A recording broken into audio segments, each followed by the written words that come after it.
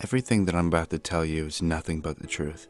There are still things that I'm yet to understand, but this is the story so far. I understand this is a subreddit for fake stories meant to give you a good scare, but nevertheless, I believe this fits and would like any advice I can get. My name is Brax Hecker. I'm 16 years old, going to be 17 at the end of March. I live a bit outside of town in the countryside, so naturally, there's a lot of animals wandering around, and there are quite a few trees wherever someone's yard isn't. I have a job at a pizza place in town that usually keeps me rather late. I'm not complaining, it pays well. My boss doesn't tax our paychecks, so that's cool. Usually I get off at work by 9 p.m. and get home anywhere from 9:30 to 10, depending on how much cleaning I have to do. When I get home, my sisters and my mom are usually asleep, and my dad would be downstairs getting mad at Don Lemon. The way our house is set up is when you walk through the front door, the living room, the dining room, and the kitchen are all connected. And at the back of the dining room, there's a sliding glass door that leads out to our deck, which gives you a great view of the whole property. After I got home, I walk through the front door and set my bag on the counter and prepare myself some food. I make myself a frozen pizza and put it in the oven. I sit down at the dining table and scroll through my phone for a while. That's when my dog starts barking.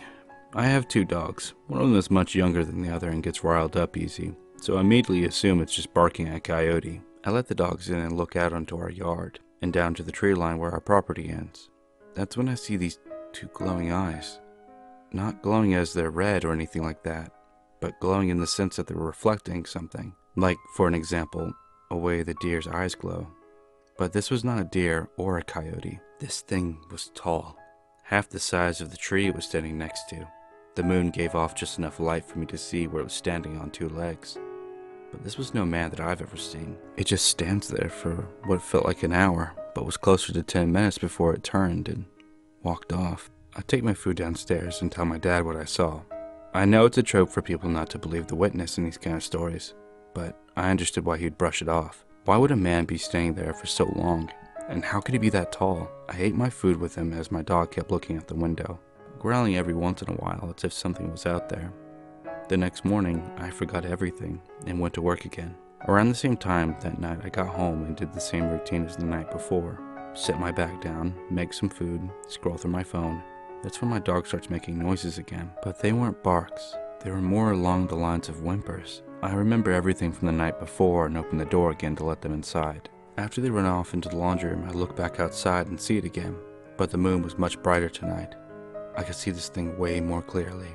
This thing was skin and bones. It had to be at least 8 or 9 feet tall with long arms that almost reached its knees. It was also hairless. There didn't seem to be a single strand of hair on its body at all, and it seemed to have such smooth skin.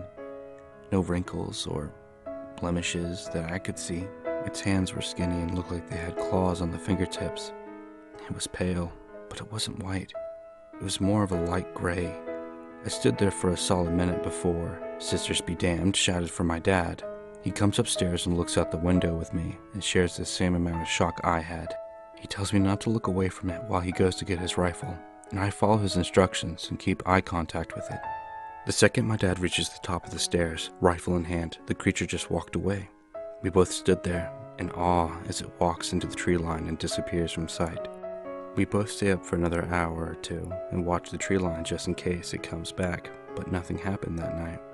We both went to bed and he told me not to tell my younger sister, and he'll talk to my mom in the morning, which I agreed to.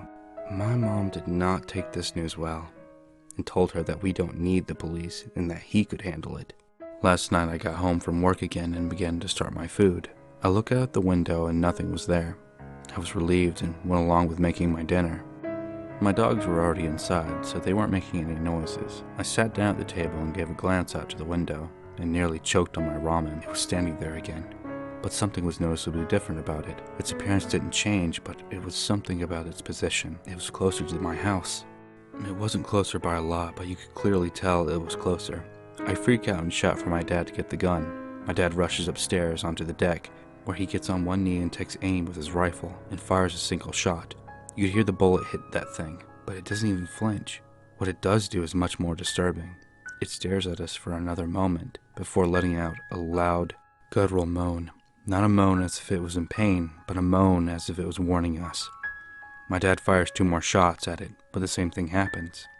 It stays absolutely still and moans some more. After a while, it yet again turns and walks off into the woods. But this time, as it reaches the tree line, it turns its head and looks at us. This was the first time it had moved its neck at all, and it sent a shiver down my spine. My mom had already run out of her room by then and asked us what we were shooting at, and if we got it. We told her what happened, and she ran downstairs to check on my sisters. After another 2 hours of staying up, we just went to bed. I'm at school now, and I don't have to work tonight. I plan on sitting on the porch with my dad tonight and seeing if it comes up. Hopefully the bullet scared it off, but we're not entirely sure. This thing seems to be moving closer every night. Maybe I just didn't notice that it moved closer on the second night. I'll update later tonight or tomorrow morning with any new developments. I just pray we didn't anger it.